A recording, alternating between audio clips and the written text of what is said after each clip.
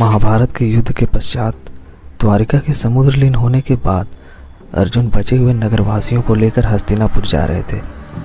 रास्ते में उन्होंने विश्राम के लिए पड़ाव डाला। जब उस विस्तार के लुटेरों ने यह देखा कि अर्जुन अकेले ही नगरवासियों को लेकर जा रहे थे, तो लुटेरों ने धन की लालच में आकर उन पर आक्रमण कर दिया। अर्जुन ने युद्ध के लिए अपने दिव्य शस्त्रों का स्मरण किया, परंतु उनकी स्मरण शक्ति समाप्त हो गई थी। उनके बाण भी समाप्त हो गए थे। लुटेरे बहुत सारा धन और कई स्त्रियों का अपहरण करके भाग गए। अर्जुन इस घटना से बड़े विचलित हो उठे। उन्होंने महर्षि वेदव्यास जी से अपनी पीड़ा जताई। वेदव्यास ने उन्हें समझाया कि जिस कार्य के लिए उन्हें दिव्य शस्त्र दिए गए थे, वह कार्य अब समाप्त हो चुका था। अब समय आ चुका था उन्हें धरती छोड़ परलोक जाना चाहिए। इसी कारण पांडव स्वर्गारोहण के लिए चले गए। जब व्यक्ति का कर्तव्य और उद्देश्य समाप्त हो जाए तो उसके शरीर और अस्तित्व का कोई महत्व नहीं रहता। कली ही अंत है। कली ही इस युग का अंतिम सत्य है। प्रबोध उसी समय सिद्ध होता है जब शरीर के ऊपर आत्मज्ञान होता है। दूसरों के कारण अपने जीवन का आनंद ना लेना जीवन का ही अपमान हो गया। कर्म ही जीव की कल्पना है, उसमें चैतन्य कहाँ से हो। इस नए समाज के साथ साधना में संघर्ष करें तो ही मुक्ति का मार्ग प्राप्त होगा। मृत्यु क्या है?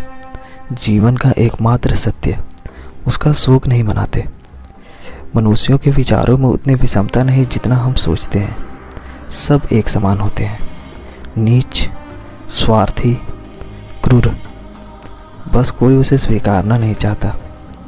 किसी भी चीज़ का पूर्वानुमान तभी संभव है जब भूत और वर्तमान को सामान्य मूल्य देकर उसका संतुलन बनाया जा सके।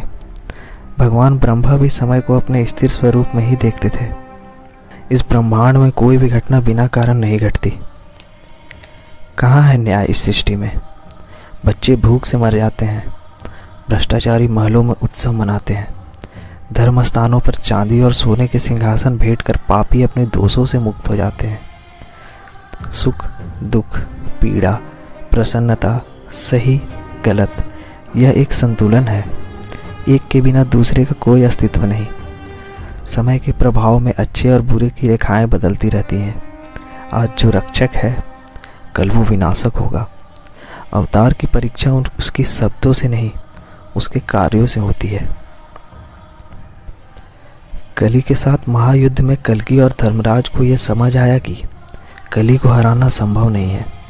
कली के पास दो महाशक्तिशाली सेनापति थे, कोका और विकोका।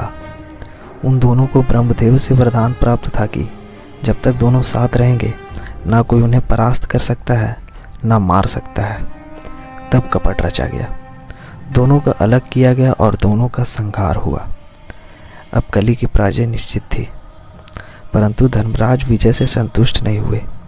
उन्होंने कली के पूरे परिवार की हत्या कर दी ताकि कली वंश संपूर्ण रूप से समाप्त हो जाए। परंतु वो नहीं जानते थे कि कली उस शरीर में था ही नहीं। कली उस शरीर को त्याग करके एक नए शरीर में प्रवेश कर चुका था। उसने अपने नए स्वरूप में यह प्रतिज्ञा ली कि वो कभी भी एक शरीर तक सीमित नहीं रहेगा। कली के लिए प्रत्येक अंत एक नया प्रारंभ है, इसलिए कली अनंत है।